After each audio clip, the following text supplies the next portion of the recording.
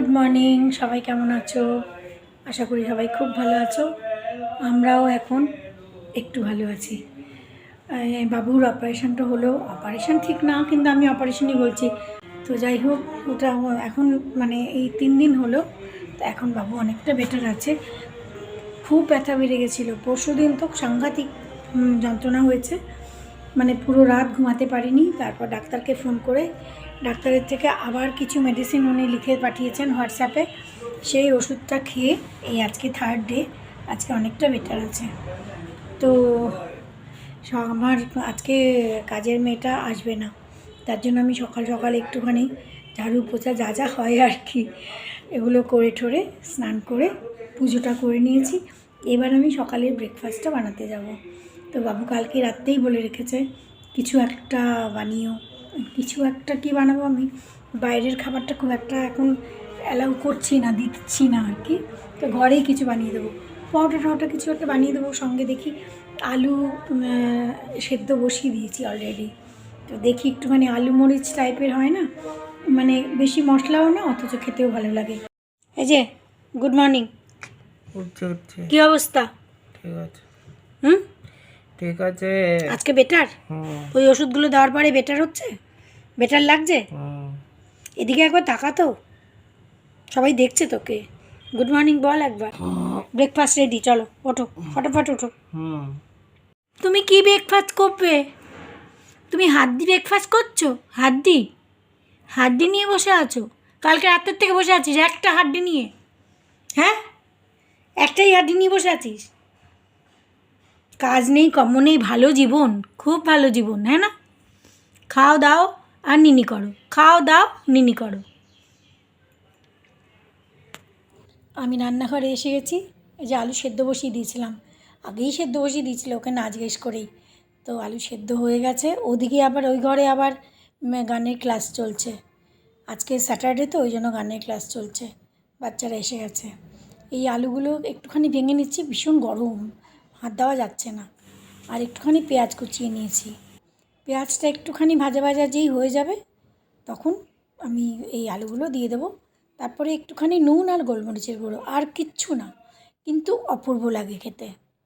2-3 টুকরো আলু রেখে দিলাম কৌটোয় করে। আবার যদি বিকেলের দিকে বা কিছু অন্য সময় কিছু বানাতে হয়, আমার কাছে সবসময়ই না 2-3-4 টুকরো আলু সেদ্ধ রেখেই দিই।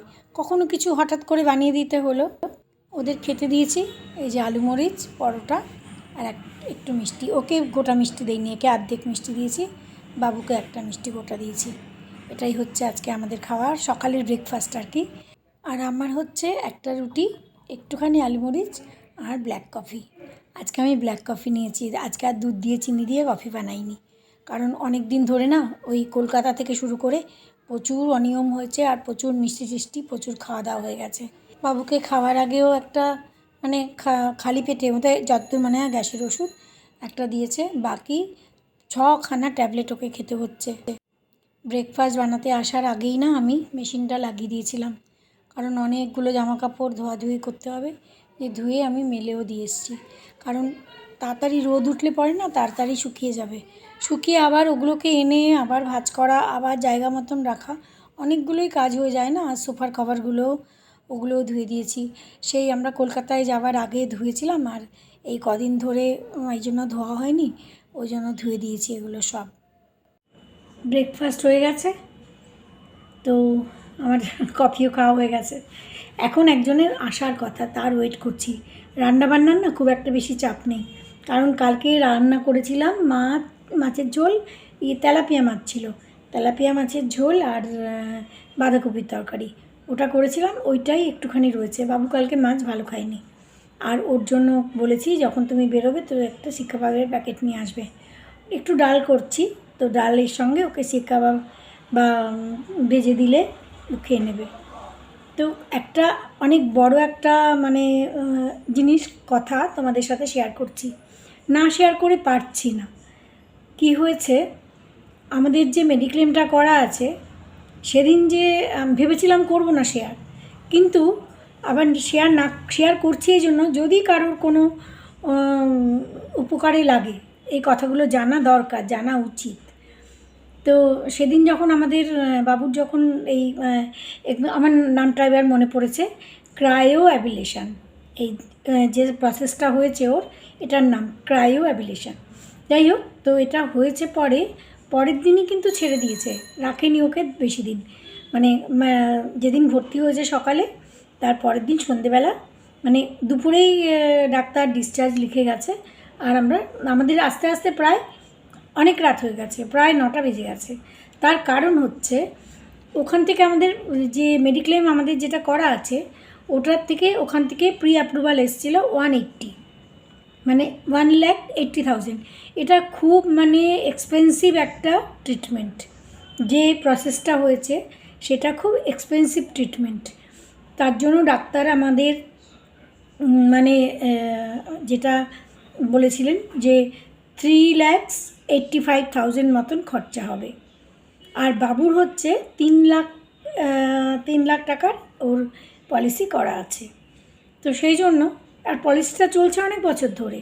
তো ওর আমরা মোটামুটি ভেবেছি যে 180 যখন আমাদের অ্যাপ্রুভাল এসে গেছে, তখন তারপরে ওর এই প্রসেসটার পরে যদি আরও 20-25 এসে যায় কোনো ব্যাপার না, আর বাকি আমাদের অ্যারেঞ্জ করতে হবে।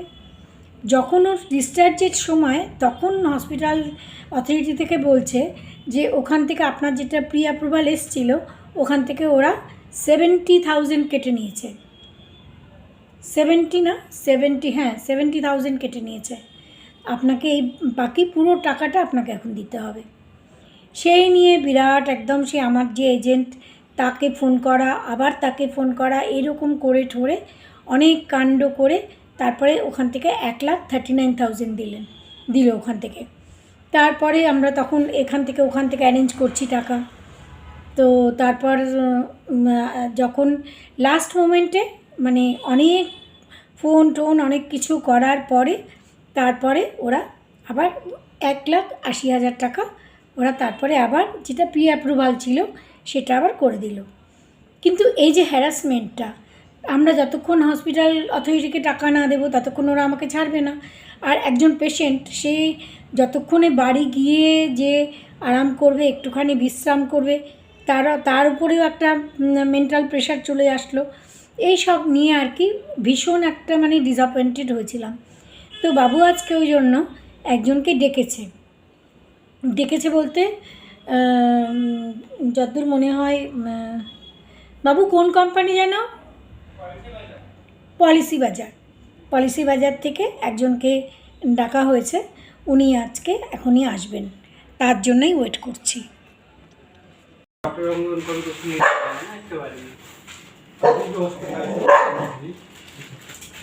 तीन महीने पहले हुआ था, नाउ फीलिंग ओके, कोई दिक्कत नहीं है, कोई दिक्कत तो नहीं हुई ना उससे। हल्का फुल्का कभी पेन होता है। और तो चलो ওই ভদ্রলোক চলে গেলেন। তারপরে এই যে ঝন্টুকে খাওয়াতে বসিয়েছে, 2 দিন ধরে আমি খাইয়ে দিচ্ছিলাম, কালকে রাত্রের থেকে আবার ঢং হয়েছে, এর কাছে ছাড়া খাবে না। আর এদিকে আমি একটুখানি মুসুর ডাল করে নিয়েছি, একটু ভাত বসিয়ে দিয়েছি, কারণ আমাদের ডালের দরকার ছিল না, কিন্তু যেহেতু বাবু ওগুলো খাবে না কিছু, যার জন্য একটু ডাল বসিয়েছি, একটু ভাত আরও বসিয়ে দিয়েছি। ডাল ভাত হয়ে গেলে পরে ওকে একটুখানি শিক কাবাব ভেজে দেবো। আমাদের খাবার রেডি হয়ে গেছে। বাবুর জন্য আগে না শিক কাবাব আনার আগেই না আমি অমলেট করে দিয়েছিলাম। তো আমাদের একটুখানি মাছ রয়েছে, একটু বাঁধাকপির তরকারি, আর একটু মুসুর ডাল তো করেইছি। তো আমি ওকে অমলেট বানিয়ে দিয়েছিলাম, আর সঙ্গে বেশি না, একটাই শিক কাবাব ভেজে দিয়েছি, গোল গোল করে একটু ভেজে দিয়েছি। ওই হলেই ওর খাওয়া হয়ে যাবে, আর সেরকম কিছু লাগবে না। তো দুপুরে আমাদের এটাই হচ্ছে খাওয়া। দোকানের কিছু জিনিসপত্র আনানোর ছিল, তো সুইগির থেকে এগুলো আনালাম, বিস্কুট, তারপর বাবু ওই চকলেট করছিল, একটা চকলেট, তারপরে ওর ম্যাক্রোনি, তারপরে আমার বেসন ফুরিয়ে গেছিলো, বেসন, তারপরে এখন সন্ধেবেলা কী খাবো করছে, এই যে এইটা আনিয়ে দিয়েছি। বললো এটা খেলেই আমার হয়ে যাবে, এখন আর বেশি কিছু খাবো না, ওই পপকর্নের প্যাকেট আর কি। তারপরে আমার আরও বেসন, ব্যাম্বিনো, এইসব টুকিটাকি। তো বাবু এই যে প্যাকেটটা খুলে, কি সুন্দর, আমার কিন্তু দারুণ লেগেছে আজকে এই ব্যাপারটা। মানে একদম মাইক্রোওয়েভে দিয়ে দিতে হয় প্যাকেটটা, আর একদম ফুলে ওঠে একদম। প্যাকেটটা শুদ্ধই মাইক্রোওয়েভে দিয়ে দিচ্ছে, আর বোধহয় 2 মিনিট না 2.5 মিনিট টাইম সেট করেছে। কী সুন্দর একটু একটু একটু একটু করে ফুলে উঠলো একদম পুরোটা। যখন ফুলে উঠছিল না একটু চটপট চটপট আওয়াজ হচ্ছিল, যেই এখন পুরোটা হয়ে গেছে তো এখন আর কোনো আওয়াজ নেই, এটা আমি বের করে নিচ্ছি। তার মধ্যে আবার বোধহয় ওই প্যাকেটটা খুলে আবার কোনো মশলা মেশাতে হয়, তো বাবু এই মশলাটা মিশিয়ে নিচ্ছে। প্রচণ্ড গরম হয়ে গেছে প্যাকেটটা, কিন্তু দুটো সাইডে ধরে কি সুন্দর খুলে নিল। খুলে এবার এই মশলাটা মিশিয়ে দেবে।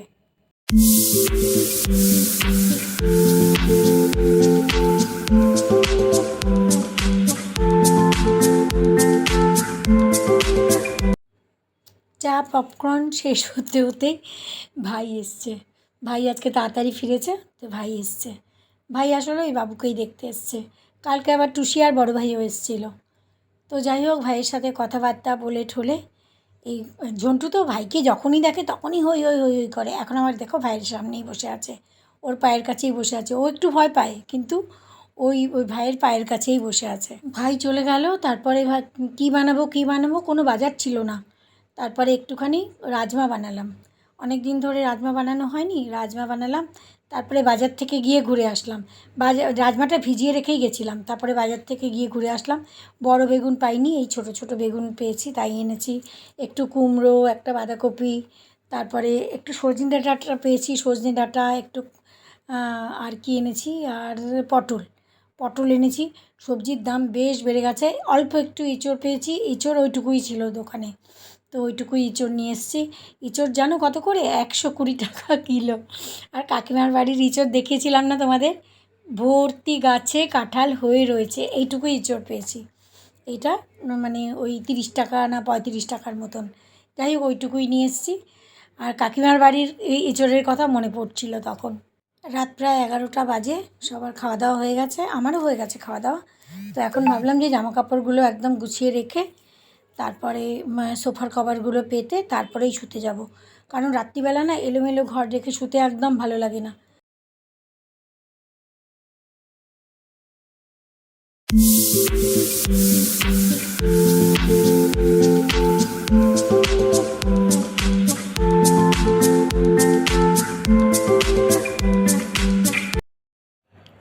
অনেক রাত হয়ে গেছে, শোয়ার তোড়জোড়। বাবু শুতে চলে গেছে, ওষুধপত্র খেয়ে শুতে চলে গেছে। আর ঝন্টু ওর সঙ্গে শুয়ে পড়েছে। এখন আমাদের এই ঘরে একটুখানি বিছানাটা ঠিক করব, জামা কাপড় ছাড়বো, হাত মুখ ধোবো, তারপর শুতে যাব। সেই আজকে তোমাদের সাথে কতগুলো কথা শেয়ার করলাম। আরও যেগুলো দরকারি কথা সেটা হলো যে আজকের টাইমে কিন্তু মানে এই যে মেডিক্লেমটা থাকা খুব জরুরি। কোনো একটা হসপিটালে গেলেই 2 লাখ 3 লাখ তো ওদের কাছে কোনো ব্যাপারই না। পেশেন্টের আগে টাকা জমা করো, পেশেন্টকে ভর্তির আগে টাকা জমা করো। পেশেন্টের জান বেরিয়ে যাচ্ছে, কিন্তু আগে টাকা জমা করো, তারপরে তার ট্রিটমেন্ট হবে। মানে মানুষের অবস্থা কোথায় গিয়ে দাঁড়িয়েছে। টাকা যার কাছে নেই তার কাছে কিছু নেই।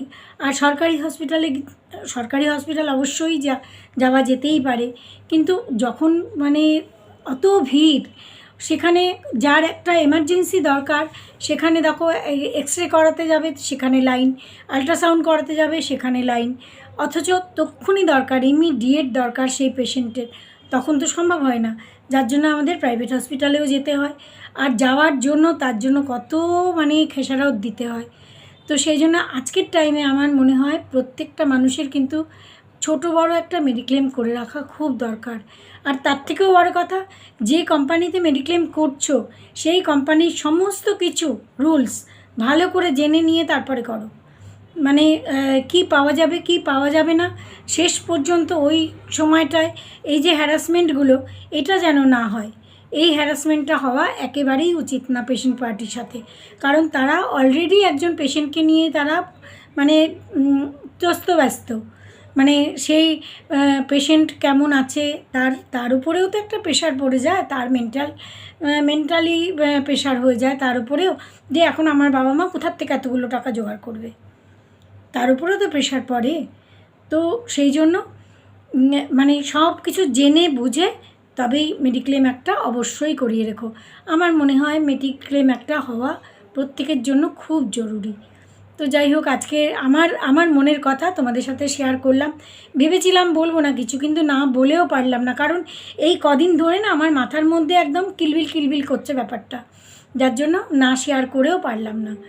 তো অনেক এক্সপেন্সিভ খরচা, আজকাল অনেক রকমের ট্রিটমেন্ট বেরিয়েছে। আমাদের ওই যে পুরনো দিনের যে ট্রিটমেন্ট তার পিছনে বসে থাকতে হবে তার তো কোনো মানে নেই। এই যে বাবুর যে ব্যাপারটা, এটা তো পুরনো দিনের ট্রিটমেন্ট করতে গেলে এটাকে এত বড় একটা কেটে অপারেশন করতে হবে, এবং সেটাও সাকসেসফুল হবে কি না তার কোনো সিওরিটি নেই। এই যে প্রসেসটা করেছে এটাই এর ট্রিটমেন্ট। আমরা অনেক রকম দেখাশোনা করে তারপরে এটা ডিসাইড করেছি।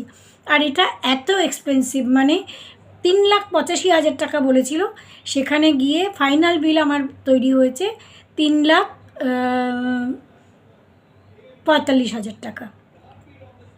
তো যার জন্য কিছুটা কম, কিন্তু তা হলেও 3,45,000 টাকা, একটা দুটো টাকা না। তো আমি যদি মেডিক্লেমের থেকে কিছুটা সাহায্য হয় আমার, তাহলে তো অনেকটা আমার জন্য মানে সাশ্রয় হয়। তো এইটা কিন্তু আমার মনে হয় প্রত্যেকটা মানুষেরই মেডিক্লেম করা দরকার, এবং কোম্পানির সঙ্গে একদম পরিষ্কারভাবে সব কিছু জেনে বুঝে তারপর করা দরকার। চলো, আজকের ব্লগ একটু বড় হয়ে গেল, অনেকটাই মানে নিজের কথা না বলে পারলাম না, নিজের মনের কথা। আর তার থেকেও বড় কথা, আমি যখন তোমাদের পরিবার মনে করি, তো নিজের পরিবারের সঙ্গে এটুকু তো শেয়ার করতেই হয়। আর জানো তো, সত্যি কথা বলতে কি, তোমরা কে দেখবে না দেখবে আমি জানি না, যে কজন আছো সে কজন তো দেখবে আশা করি। আর নতুন যদি কেউ এসে থাকো তারাও দেখো, কারণ এই ছোট ছোট আমাদের মতন মধ্যবিত্ত ঘরের লোকেদের জন্য এই ছোট ছোট ব্যাপারগুলো না একটু ম্যাটার করে, একটু চিন্তাভাবনা করে চলা উচিত। খাই না খাই একটা মেডিক্লেম করে রাখা খুব জরুরি। তো সেই জন্য এই কথাগুলো শেয়ার করলাম। আর তোমরা কে কতজন পুরোটা দেখবে জানি না, যদি তোমরা দেখো, যদি ভালো লাগে তাহলে প্লিজ লাইক কমেন্ট করো, যদি কেউ নতুন এসে থাকো তাহলে প্লিজ সাবস্ক্রাইব করো। আজকের ব্লগ এখানেই শেষ করছি, আবার নেক্সট ব্লগে দেখা হবে। Good night.